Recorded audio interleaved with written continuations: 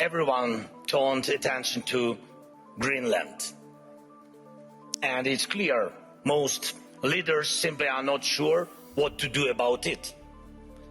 And it seems like everyone is just waiting for America to cool down on this topic, hoping it will pass away. But what if will not? What then? Until America pressured Europe to spend more on defense, most countries were not even trying to reach 5% of GDP, the minimum needed to ensure security. Europe needs to know how to defend itself. And if you send 30 or 40 soldiers to Greenland, what is that for? What message does it send? What's the message to Putin, to China? And even more importantly, what message does it send to Denmark? The most important, your close ally. You either declare that European bases will protect the region from Russia and China and establish those bases, or you risk not being taken seriously because 30 or 40 soldiers will not protect anything. Europe needs united armed forces, forces that can truly defend Europe. Today, Europe relies only on the belief that if danger comes, NATO will act.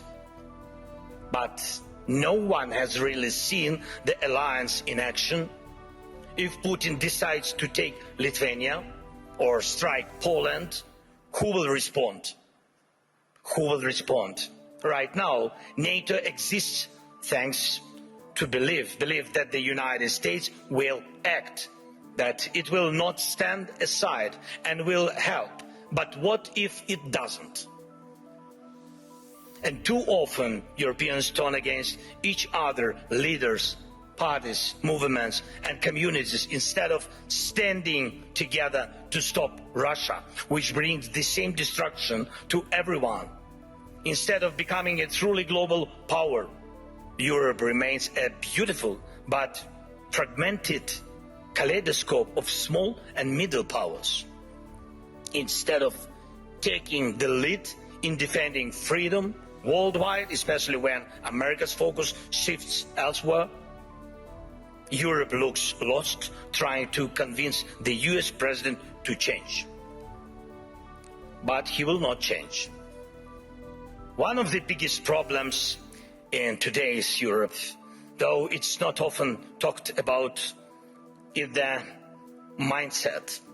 Some European leaders are from Europe, but not always for Europe. Dear friends, we should not degrade ourselves to secondary roles, not when we have a chance to be a great power together. We should not accept that Europe is just a salad of small and middle powers seasoned with enemies of Europe. When united, we are truly invincible. And Europe can and must be a global force. Europe can help build a better world. Europe must build a better world. And a world without war, of course. But for that, Europe needs strength. For that, we must act together and act in time. And most of all, we must have the courage to act. Today, we need that power to protect our own independence.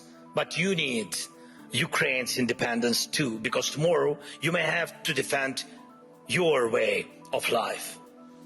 And when Ukraine is with you, no one will wipe their feet on you. And you will always have a way to act, and act in time. But when you refuse to help a people fighting for freedom, the consequences return, and they are always negative.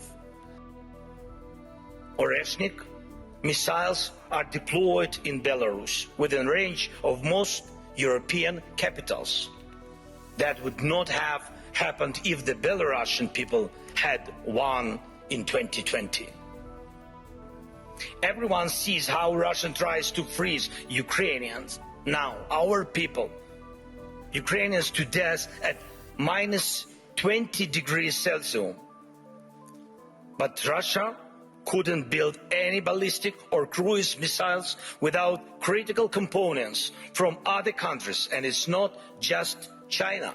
Europe says almost nothing. America says nothing. And Putin makes missiles. But Russian missiles and Shaheeds are still here. And we still have the coordinates of the factories where they are made. Today they target Ukraine. Tomorrow it could be any NATO country. And here in Europe we are advised not to mention tomahawks. Not to mention tomahawks to the Americans. Not to spoil the mood.